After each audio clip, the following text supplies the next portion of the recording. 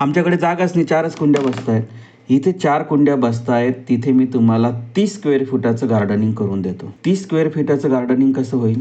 4 कुंड्या बसल्या, 5 जागा रिकाम्या आहेत. इथे बॅगा वापरा. 9 बॅगा बसल्यात, बॅगा चेपून चापून बसवा. कुंड्या चेपता येत नाहीत, ठराविक आकार असतो त्यांचा. चेपा, कुंड्यांपेक्षा स्वस्त मिळेल. 9च्या जागेवर 10 बॅगा बसल्या. एका कुंडीत एक झाड लावणं हा फायदा फक्त नर्सरीवाल्यांचा आहे, तुमचा नाही आहे.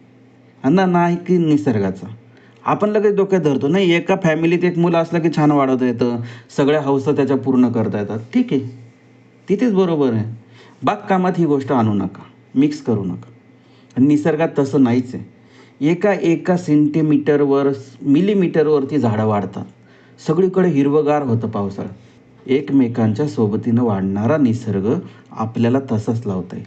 समजा गुलाबाचं झाड लावलं, त्याच्यात कांद्याची पात लावा, लसणाची पात लावा, काही पालेभाजी लावा.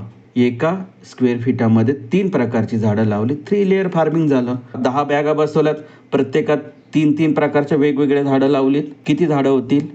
30 प्रकारच्या वनस्पती आपण लावल्या. आणि व्हर्टिकल जागा असते ती वेगळीच. झालं तुमचं बागकाम. आणखी काय पाहिजे? अशा जर अनेक आयडिया ज्या आहेत